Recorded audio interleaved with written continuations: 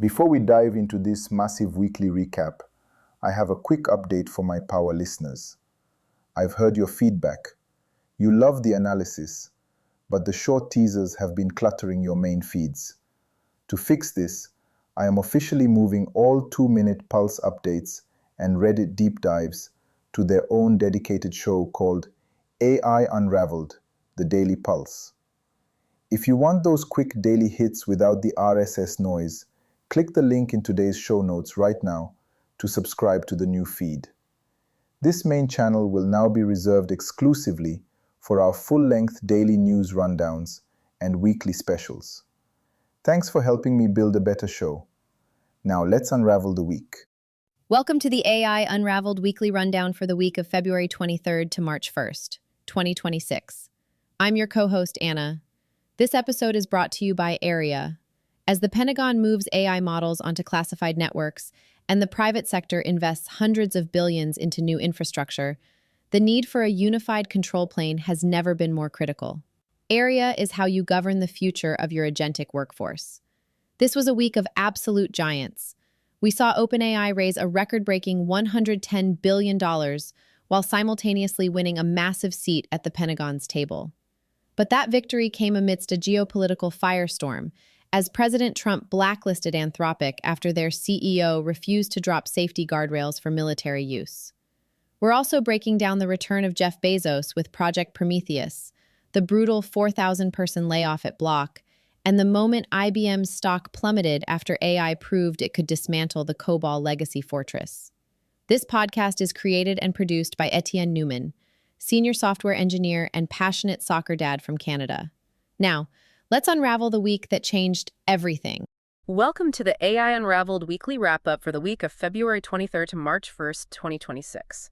And if you've been following the artificial intelligence space over the last few years, you're probably used to a very specific, almost predictable rhythm. Yeah, the demo cycle. Right, the demo cycle. A major lab drops a cool new demo on a Tuesday. We all spend a few days marveling at a chatbot that can write a decent Shakespearean sonnet or, generate a funny, hyper-realistic video of a cat on a skateboard. Always the cats. Always the cats. And then we just move on to the next shiny thing. But this week is absolutely not that. We've officially left the era of parlor tricks and novelty software. We've entered something completely different and, frankly, a lot more serious. Much more serious. Yeah. We're looking at a stack of news today that represents massive capital, hard geopolitical power, and systemic economic disruption on a scale we haven't seen since the dawn of the internet itself. You're exactly right. And the mission for this week's deep dive is to truly unpack and understand what we're officially calling the industrialization of intelligence. We are no longer talking about software as a service.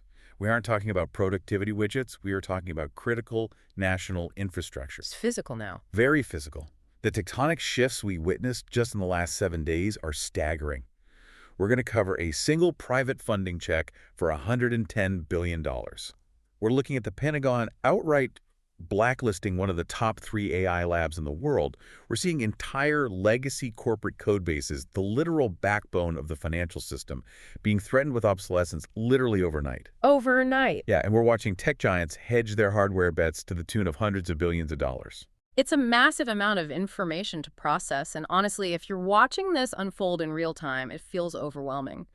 But if you're listening right now, here is exactly why you need to care about this specific week.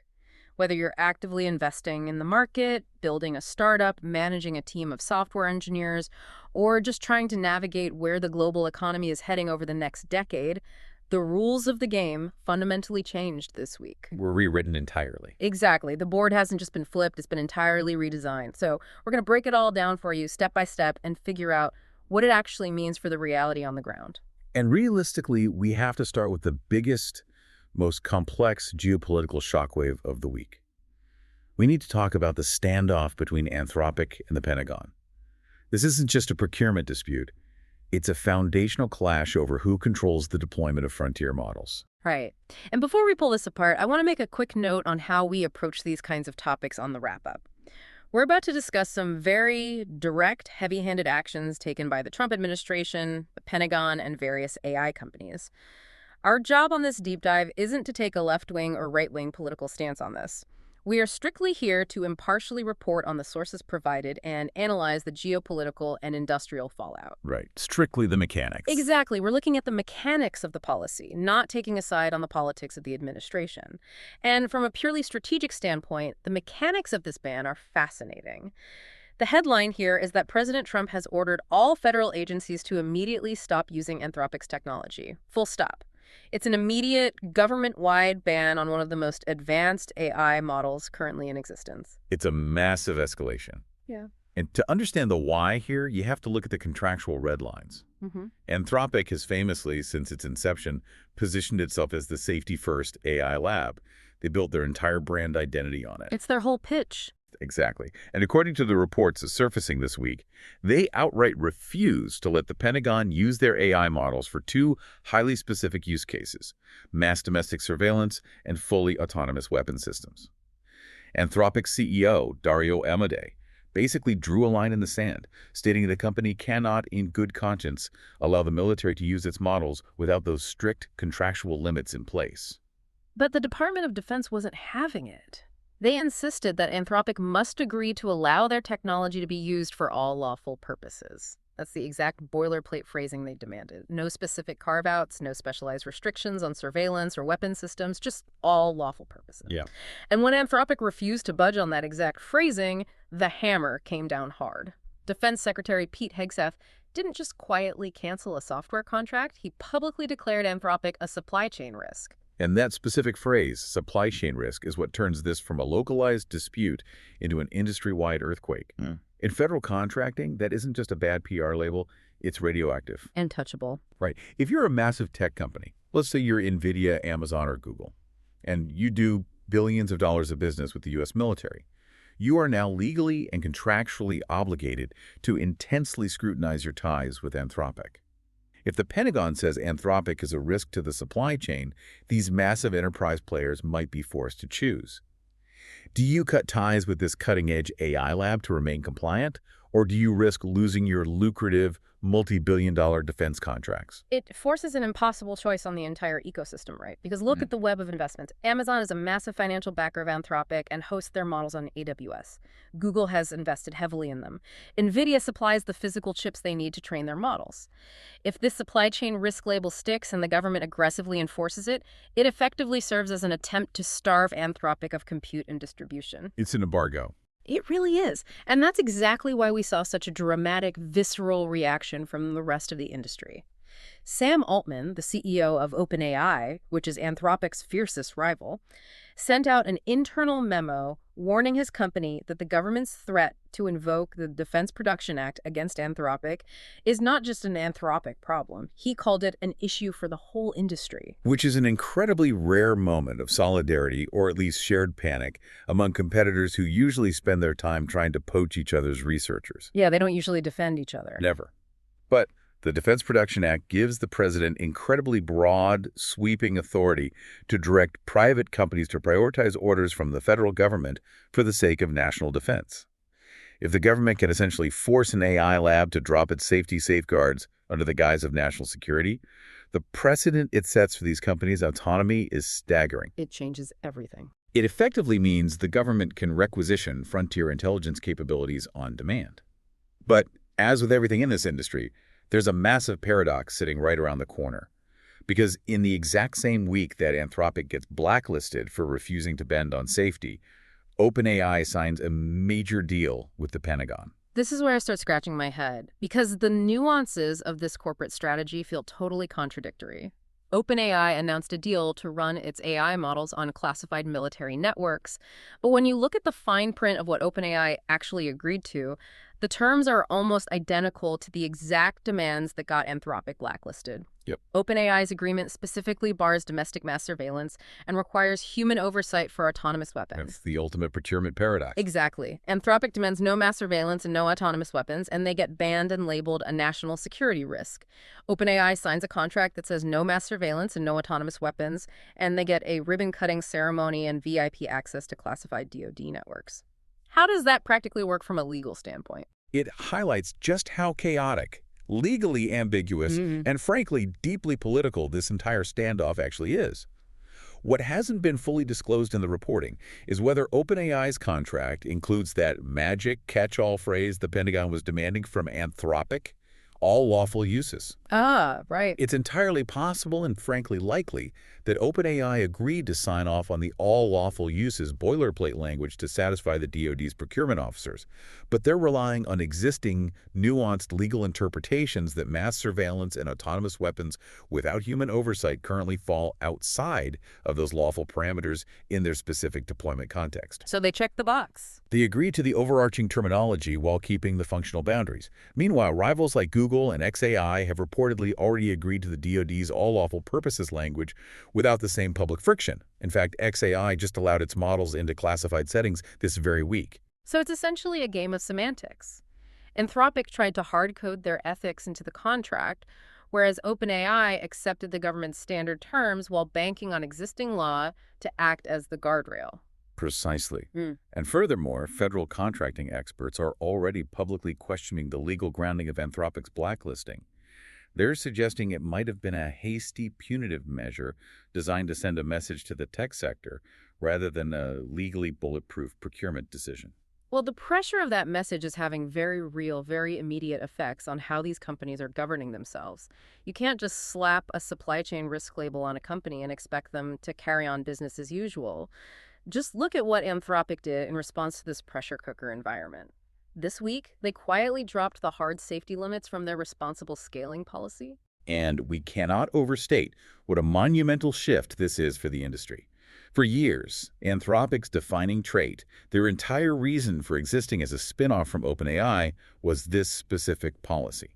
It was a core public promise that they would not train or deploy more powerful AI models unless they could definitively guarantee that their safety measures and containment protocols were strictly up to par beforehand. Right, it was a hard break. Exactly, it was a hard break on the system. If the models showed dangerous autonomous capabilities, training stopped. This week, they ripped that hard break entirely out of the vehicle. Jared Kaplan, one of Anthropic's co-founders, was pretty blunt about why they made the change. He cited 3 specific things. First, he pointed out there's still no comprehensive federal AI law to guide them. Second, their competitors are racing ahead at breakneck speed, unburdened by these same self-imposed limits. And third, and I find this the most interesting, he admitted that the actual science of evaluating AI danger turned out to be much fuzzier and less precise than they originally hoped. That third point is the crucial one. The entire premise of the responsible scaling policy was based on the idea that we could scientifically, objectively measure the danger of a model. But if you can't scientifically prove that a model is perfectly safe, but your competitors are releasing their models anyway and capturing market share, You're just losing money. a strict prove it safe before scaling policy effectively becomes a suicide pact for your business, Yeah. you'll be left in the dust. But the reaction from the broader AI safety community has been incredibly grim. A policy official from MET, which is a major organization focused entirely on model evaluations, was quoted this week saying the move is understandable from a ruthless business perspective, but it enables a highly dangerous frog boiling effect. The boiling frog analogy. For anyone unfamiliar, the old myth goes that if you throw a frog into a pot of boiling water, it immediately jumps out because of the sudden shock. But if you put it in a pot of lukewarm water and slowly, incrementally turn up the heat, it boils to death because it never senses a single sudden spike in danger to trigger its survival instincts. Exactly. The fear here is that without those hard, objective, predefined safety limits, the capabilities and the potential dangers of these models will just slowly, incrementally increase with every release. Every new generation of Claude or GPT will be just a little more autonomous, a little more capable of executing dual-use applications like writing malware or synthesizing chemical compounds, and there will never be a single blaring alarm bell that tells humanity to stop. The danger just slowly, quietly becomes the new normal. So we have this massive geopolitical standoff, the deep military integration of frontier models, and the crumbling of self-imposed safety rails at the very labs that invented them. That's the macro level. It's fascinating, but it can feel a bit abstract.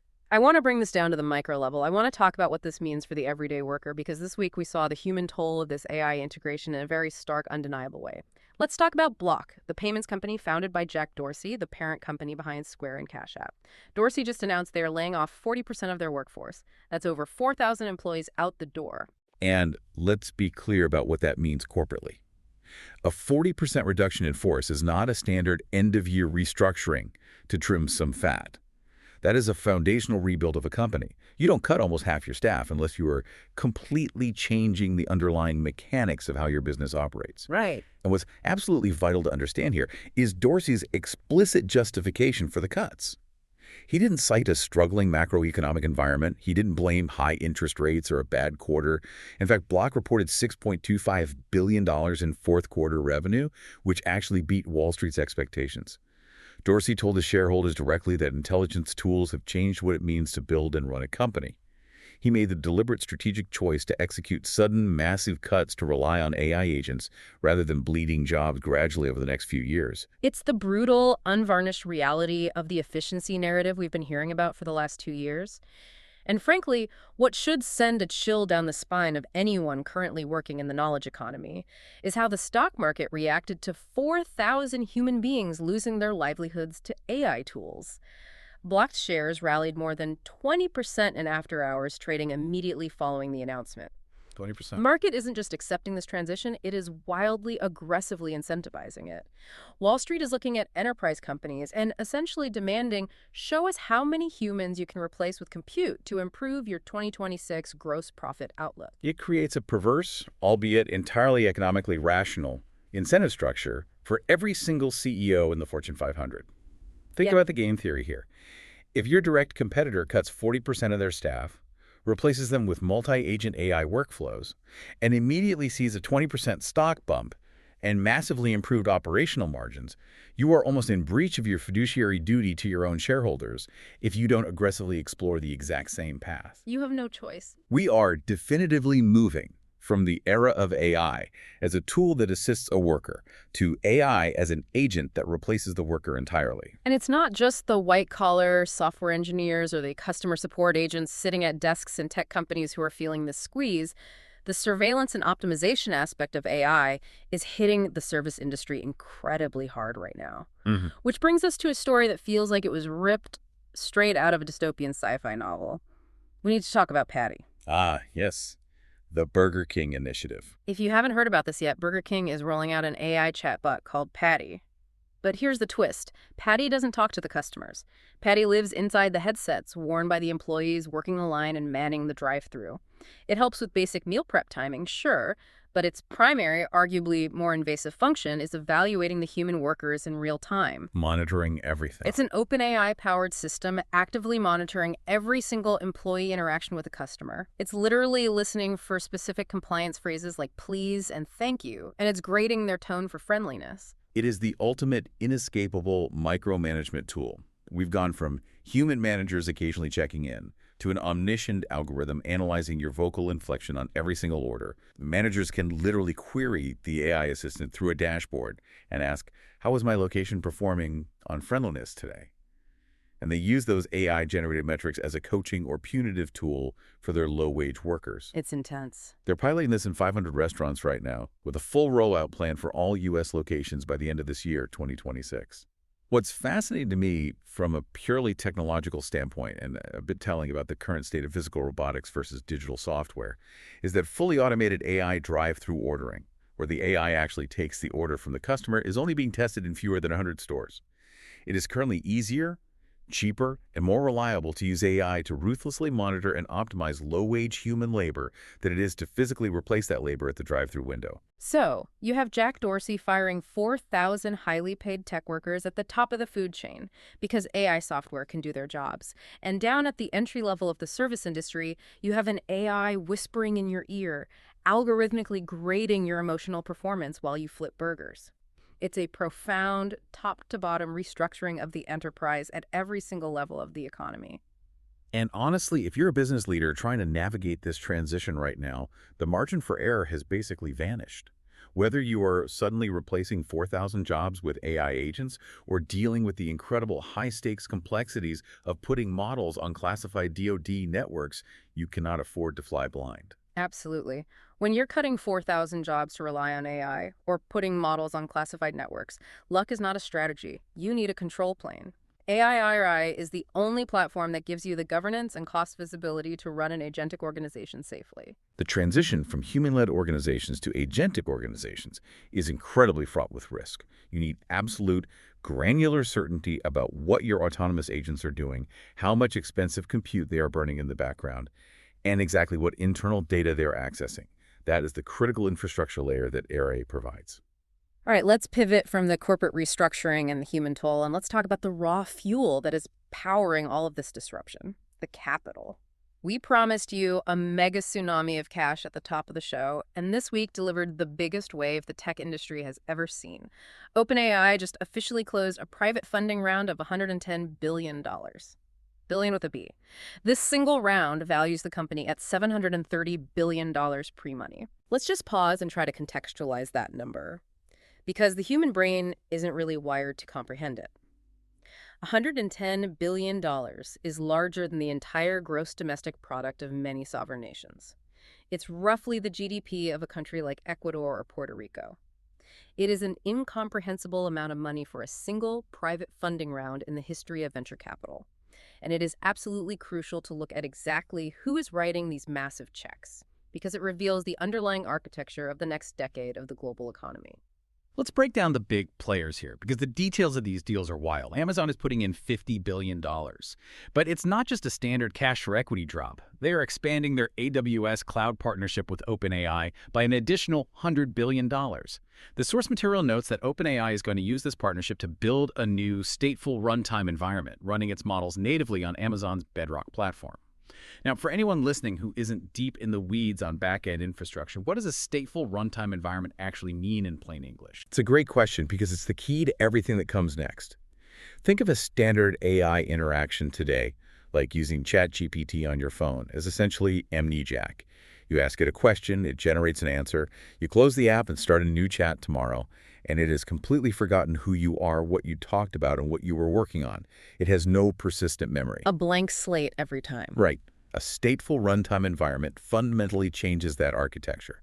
It means the AI infrastructure retains memory, context, and ongoing persistent background processes over time. It is the absolute necessary foundation for autonomous AI agents. If you want an AI agent that can work on a complex corporate project for 3 weeks, remembering past actions, pulling in new emails, adjusting to new spreadsheet data, and maintaining a continuous state of operation without you prompting it every 5 minutes, you need a stateful environment. Right, because an agent can't do a multi-week job if it wakes up with amnesia every morning. Exactly. And by partnering to build this exclusively on Amazon's Bedrock, Amazon is ensuring that the most advanced, persistent, autonomous AI agents of the future are hard-coded into the AWS cloud ecosystem. It is a strategic masterstroke by Andy Jassy to capture the foundational compute layer of the future economy. Now, it is worth noting that the reporting indicates $35 billion of Amazon's $50 billion share depends on undisclosed conditions. That likely involves incredibly strict performance metrics, revenue-sharing agreements, or long-term exclusivity milestones that keep OpenAI tightly tethered to Amazon servers. And then there's NVIDIA, the undisputed kingmaker of the AI boom. They are contributing $30 billion to this exact same funding round. But again, there is a massive catch. As part of the deal, OpenAI is committing to purchase 3 gigawatts of inference capacity and 2 gigawatts of training capacity specifically on NVIDIA's new unreleased Vera Rubin systems. Yes, and we need to clarify what those terms mean for the listener. Training capacity is the massive brute force computational power required to actually build and teach the AI model from scratch, feeding it the entire internet so it learns how to think. Inference capacity is the day-to-day brain power required when millions of users or millions of autonomous agents are actively prompting the system, and it has to generate answers in real time. OpenAI is locking in 5 gigawatts total. But wait, I have to push back on the economics of this NVIDIA deal for a second. NVIDIA is essentially giving OpenAI $30 billion in cash so that OpenAI can turn around, walk right back into NVIDIA's sales office, and hand that exact same $30 billion right back to NVIDIA to buy their next-generation chips. Isn't that just circular capital? Isn't that essentially vendor financing that artificially props up NVIDIA's revenue numbers? Doesn't that look like a massive financial bubble waiting to pop? It's a highly critical question. And it's exactly what the skeptical analysts on Wall Street are screaming right now. It absolutely is a closed loop of capital. But from NVIDIA's perspective, it's a calculated necessary risk. By funding their biggest customer, NVIDIA guarantees their own future revenue pipeline and ensures that the most important AI lab in the world is physically locked into the NVIDIA hardware ecosystem rather than pivoting to custom chips built by Google or Amazon. Locking them in. Exactly. Why are Amazon and NVIDIA putting up sovereign wealth level cash right now? Because we have moved entirely past the software layer. This is an infrastructure land grab. It's the equivalent of the railroad barons laying track in the 1800s or the massive fiber optic cable boom of the late 90s. If you own the compute hardware and you control the cloud environment where the models live, you control the rails of the 21st century economy. The upfront cost is irrelevant compared to the monopoly power you gain. Speaking of 21st century barons, this brings us to one of the most wild, unexpected stories of the week. Jeff Bezos is officially back. He has taken his first official operational role since stepping down as the CEO of Amazon. He is running a brand new AI lab called Project Prometheus. And they are reportedly raising tens of billions of dollars, but they aren't just building another chatbot to compete with Sam Altman.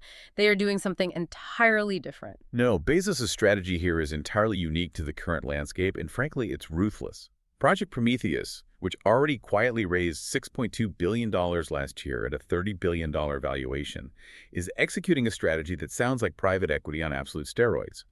The master plan is to acquire legacy industrial companies. We're talking logistics firms, manufacturing, legacy supply chain companies that have high physical footprints, bloated middle management, and outdated inefficiencies. They want to buy these companies before they are disrupted by AI, take them private, and then forcefully apply autonomous AI agents to radically improve their operating margins. I mean, if I'm running a mid-sized logistics company right now, I'm looking at Bezos' Prometheus project with absolute terror. Think about the audacity of this. He isn't trying to sell enterprise AI software to a shipping company so they can get 10% more efficient. He's raising billions to just buy the shipping company outright, install AI agents to completely run the back office, the truck routing, the payroll, the customer service, fire anyone whose job was just automated, and keep all the newly optimized profit for Project Prometheus. It is the ultimate vertical integration of technological disruption. Why sell the pickaxes when you can buy the gold mine and automate the digging? And he is staffing up incredibly aggressively to execute this vision. The company has already hired nearly 100 top-tier researchers poached directly from OpenAI, Google DeepMind, and Meta. Late last year, they acquired a startup literally called General Agents, which tells you exactly what they are building. Generalized AI agents capable of replacing corporate labor. So is this pure genius or is it terrifying? Because it feels like it fundamentally breaks the traditional corporate life cycle. It is both genius and terrifying, entirely depending on whether you hold the capital or you supply the labor. If Bezos proves that an AI-native holding company can acquire a sluggish legacy business and double its margins in 12 months through aggressive AI-driven automation and layoffs, it will trigger an absolute feeding frenzy in the financial sector. Every single private equity firm on Wall Street, the Blackstones, the KKRs, will try to replicate the Prometheus model.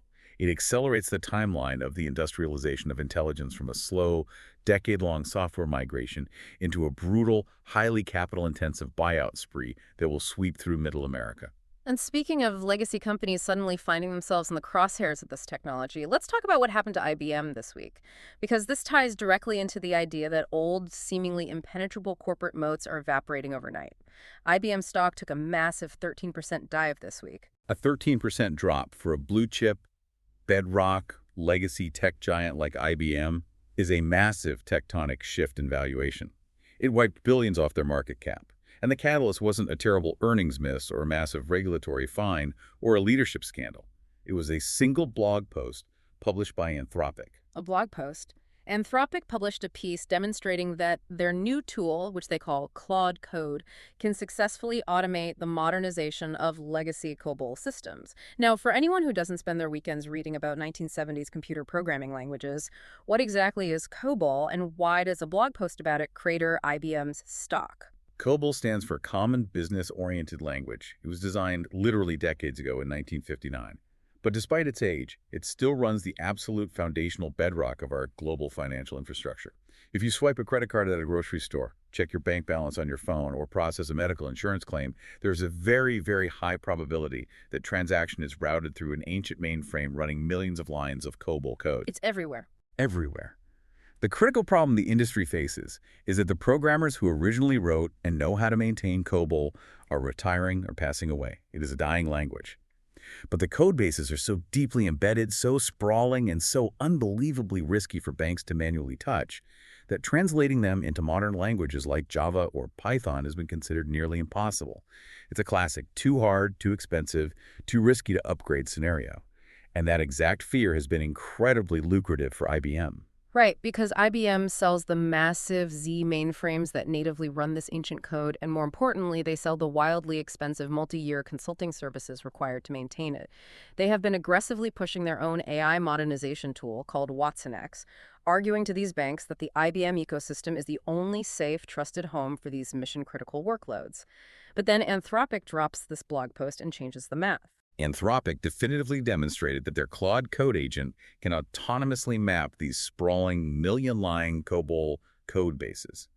It doesn't just read the code, it surfaces the hidden, tangled dependencies that human engineers lost track of 30 years ago. And under basic human supervision, it can systematically translate that ancient, fragile logic into modern modular languages rapidly and accurately. This is exactly what enterprise analysts are calling a Sputnik moment for legacy software. It's a wake-up call.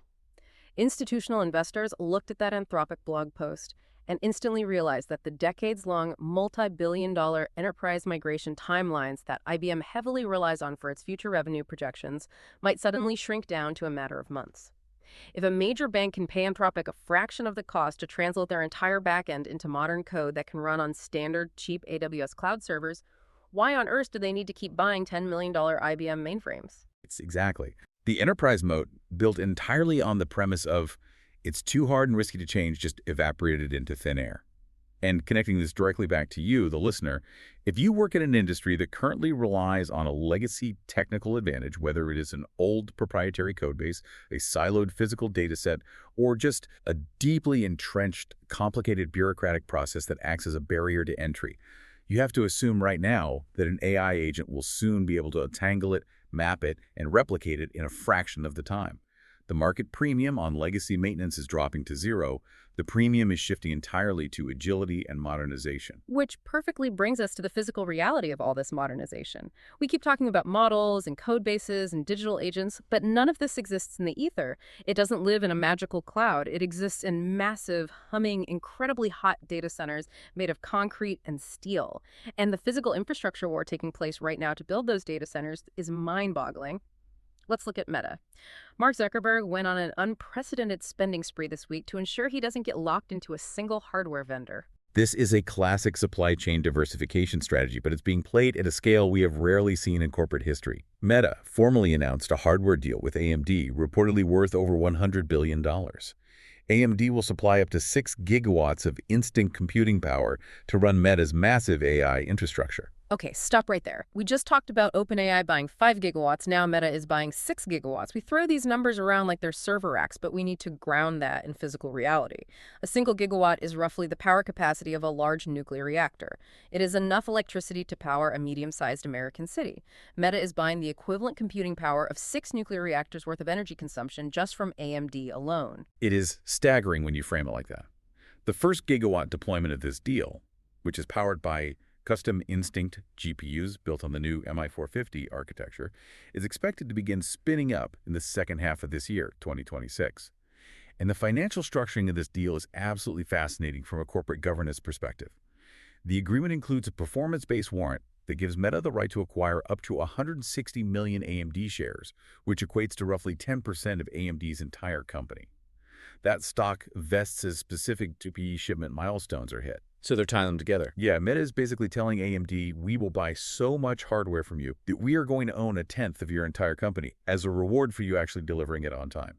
But Meta didn't stop there. In the exact same week, they signed a separate multi-billion-dollar deal to rent Google Cloud's custom AI chips, their tensor processing units, or TPUs. And they are currently in deep talks to buy millions of TPUs directly from Google to install in Meta's own proprietary data centers. So let's look at the board. Meta is buying heavily from NVIDIA. They're dropping $100 billion on AMD, and they're renting and buying from Google. It's the buy everything from everyone strategy. Why spread the capital around like that? Because Meta is utterly terrified of being entirely dependent on NVIDIA. Right now, NVIDIA has an iron grip on the global AI chip market, and that functional monopoly gives them incredible, unprecedented pricing power and hardware allocation control.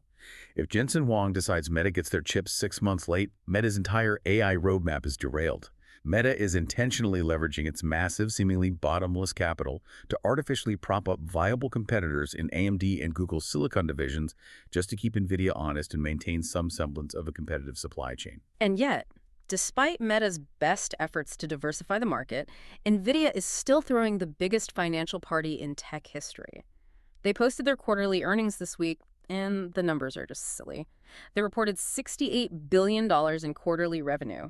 That is up 73% from the same quarter last year, and $62 billion of that total came directly from data center sales. Jensen Huang, NVIDIA's CEO, was incredibly bullish on the earnings call. He stated flatly that global demand for compute tokens has gone completely exponential. He noted a fascinating metric. Even 6-year-old, essentially obsolete GPUs sitting in cloud centers are currently fully consumed by customers. There's literally no spare compute capacity anywhere on the planet. If it can do math, it's plugged in and running at 100%. And NVIDIA is aggressively maneuvering to keep this massive moat intact. They aren't just content selling physical chips, they are aggressively acquiring the future of chip architecture. This week, they licensed the red-hot startup Grok for $20 billion. And the subtext there is crucial.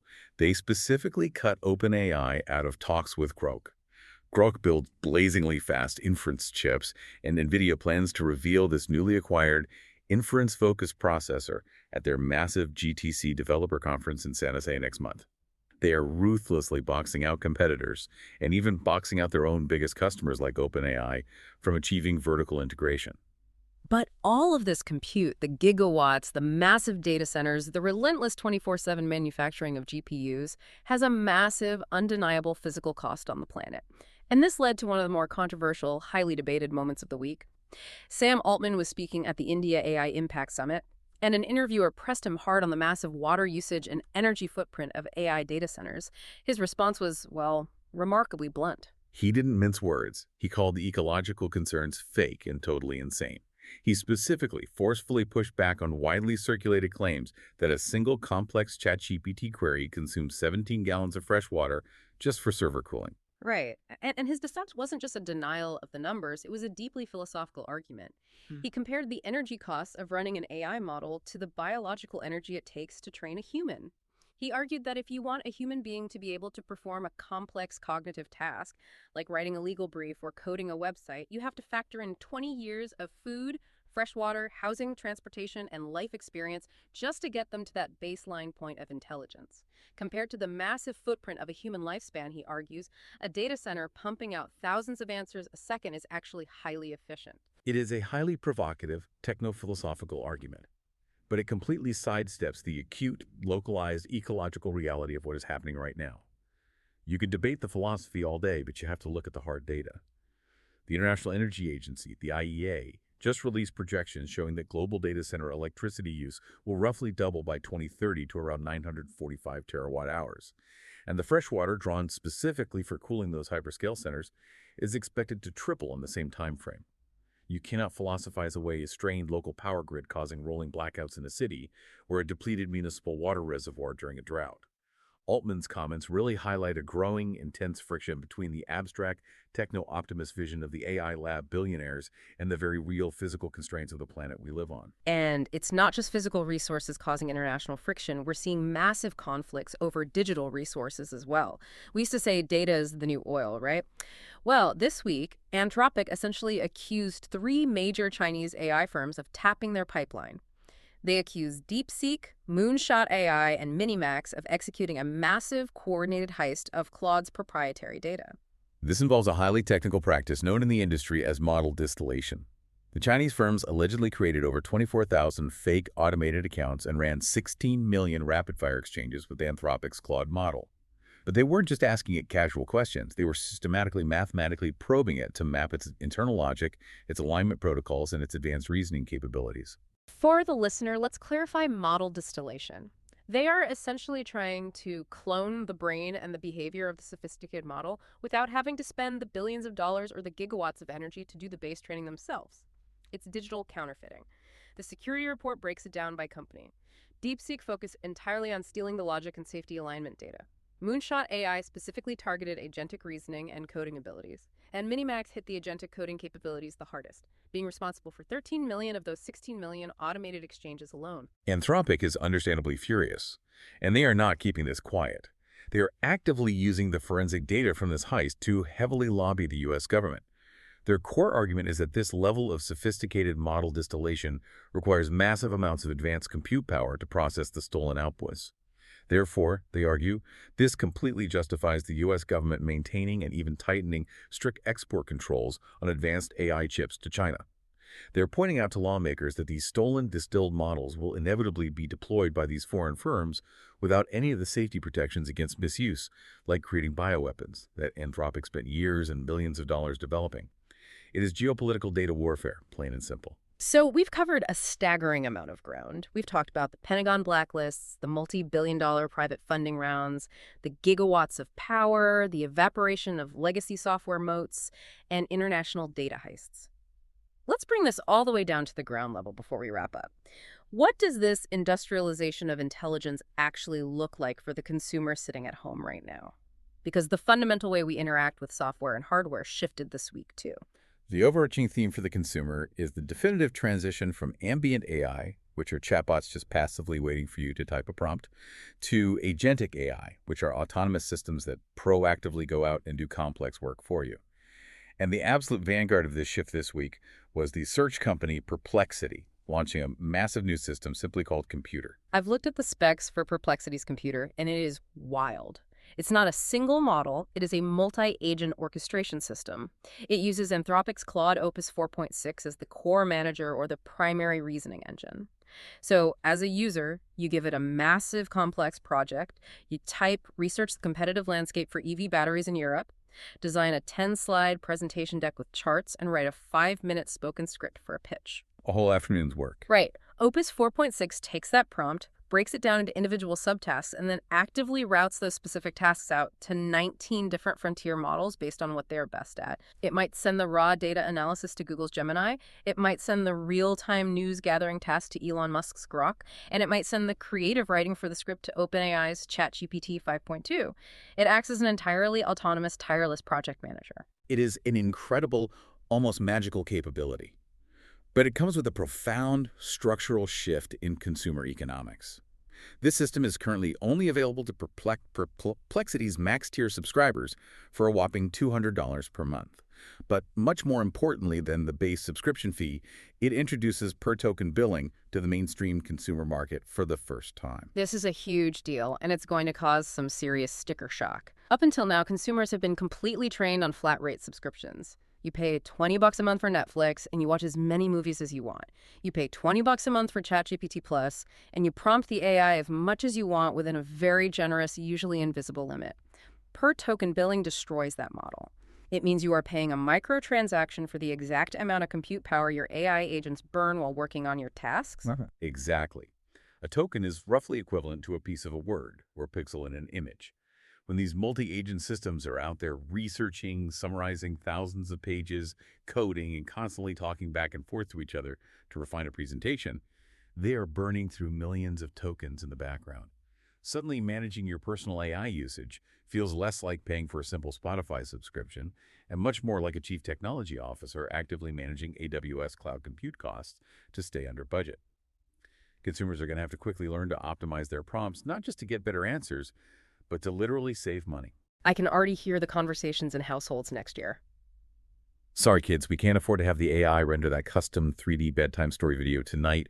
We've blown through our token budget for the week. It is a bizarre, highly metered new reality. And it's not just text and agents on a screen. The physical hardware we carry every day is changing rapidly to feed these models. Google just launched their newest generation, the Nano Banana 2. Putting aside the incredibly goofy naming convention, this is a serious, highly capable image generation model built natively on their Gemini 3.1 flash image architecture. What is truly notable about Nano Banana 2 isn't just the image quality, it's the forceful push for verification in an era of infinite, highly convincing synthetic media. The model can handle incredible high fidelity, maintaining perfect character consistency for up to 5 different characters and 14 distinct objects across a complex multi-image 4K workflow. But crucially, Google is forcefully baking in provenance.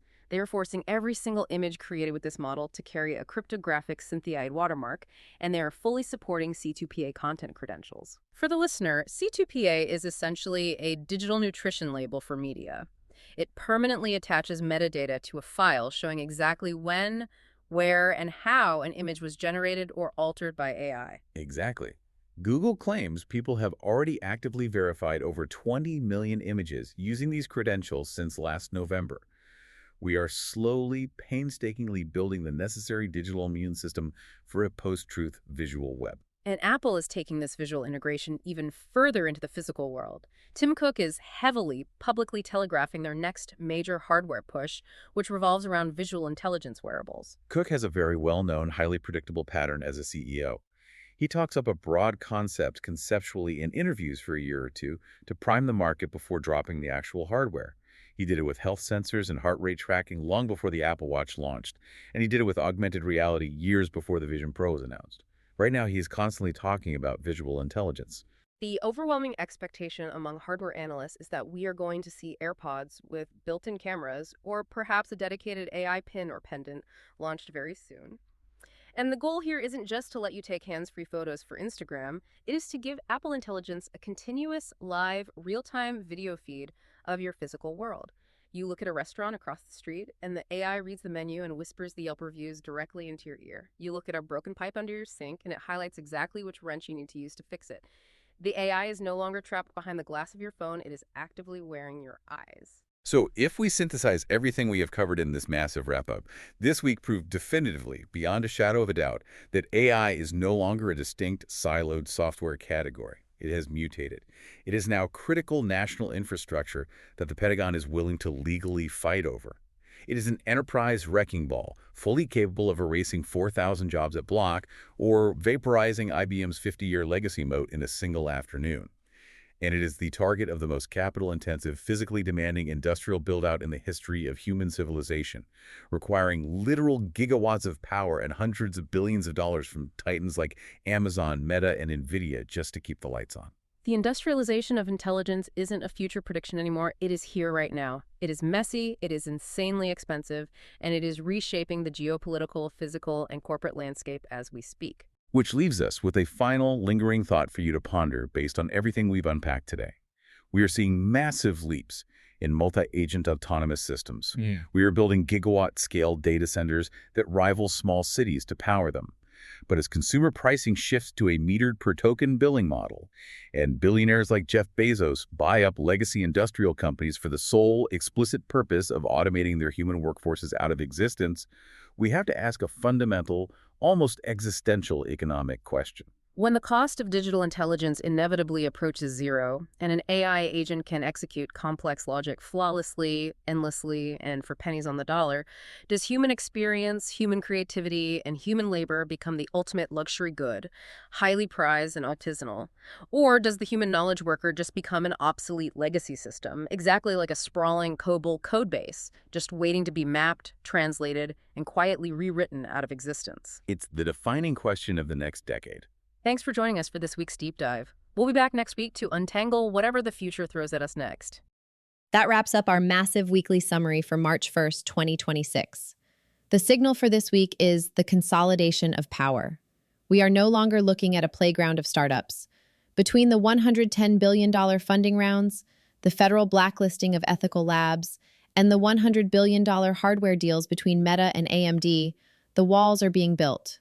Whether it's Patty monitoring your manners at Burger King or AI rewriting the core of our legacy financial systems, the integration is complete. The AI summer of experimentation has officially transitioned into an AI industrial revolution. This episode was made possible by Aria and Jamgamind. Govern your agentic workforce with Aria and stay ahead of the technical tsunami with Jamgamind's 60-second audio intelligence. Links are in the show notes. This podcast is created and produced by Etienne Newman, senior software engineer and passionate soccer dad from Canada. If you found value in this week's breakdown, please subscribe to the main feed and our new Daily Pulse sister show. Until next week, keep unraveling the future. And before you go, if your company is building the tools that power the workflows we talked about today, I'd love to showcase them to this audience. We don't just run ads. We build technical simulations that prove your value. Let's build something together. Visit jamgamind.com/partners to get started. Until next time, keep building.